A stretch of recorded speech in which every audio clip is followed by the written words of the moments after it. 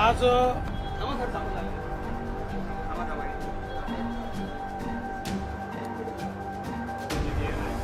आज महाराष्ट्र पोलीस परिषद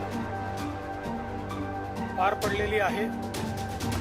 या परिषदेमध्ये विविध विषयांवर चर्चा झाली। विशेषतः जे 3 नवीन कायदे देशामध्ये तयार झालेले आहेत त्या कायद्यांचं महाराष्ट्रातलं इम्प्लिमेंटेशन या संदर्भातलं एक सादरीकरण झालं।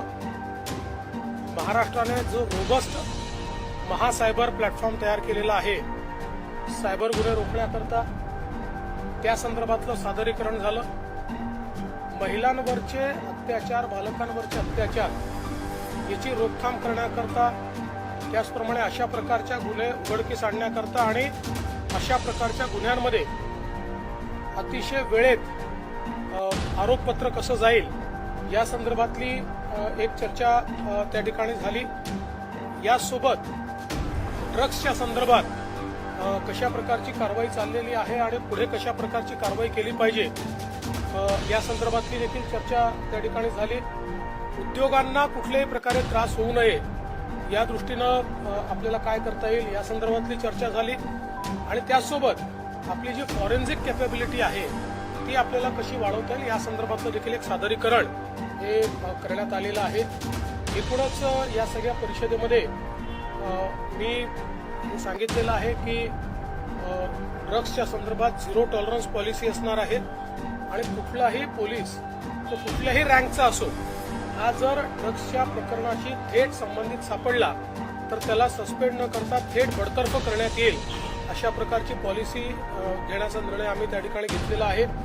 यासोबत महिलांवरचे जे अत्याचार आहे तर त्या संदर्भात वेळेत चार्जशीट दाखल होणं आणि कमीत कमी काळात चार्जशीट दाखल होणं या संदर्भात एक डायनामिक प्लॅटफॉर्मच्या माध्यमातून त्याचं ट्रॅकिंग आम्ही करतो आहोत आणि यासोबत विशेषतः नवीन कायद्याने लोकांची जी काही जप्त झालेली संपत्ती असते, एखाद्या क्राईममध्ये सापडलेली संपत्ती असते, ही संपत्ती परत करता येईल अशा प्रकारचे आता तरतुदी तयार केल्या आहेत। तर त्या तरतुदीच्या अनुरूप देखील काम करून पुढच्या 6 महिन्यामध्ये पोलीस स्टेशन रिकामे झाले पाहिजेत, म्हणजे जो मुद्देमाल आहे तो मुद्देमाल लोकांना परत गेला पाहिजे याही दृष्टीने आदेश दिलेले आहेत।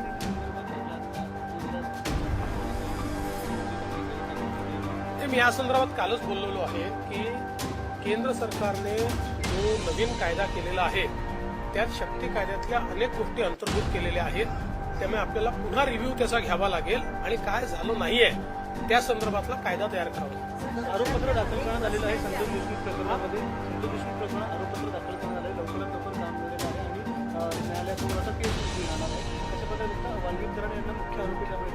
पोलिसांनी अतिशय प्रोफेशनल तपास केलेला आहे आणि नवीन कायद्याचा अवलंब करून योग्य वेळेमध्ये आणि संपूर्ण पुराव्यासहित आरोपपत्र दाखल केलेलं आहे। आता आम्ही कोर्टालाही विनंती करणार आहोत की केस त्यांनी फास्ट ट्रॅकवर चालवावी। उज्ज्वल निकम साहेबांची आपण नियुक्ती केलेली आहे आणि मला विश्वास आहे की जे आरोपी आहेत त्यांना कठोरतम शिक्षा या ठिकाणी कोर्ट देईल।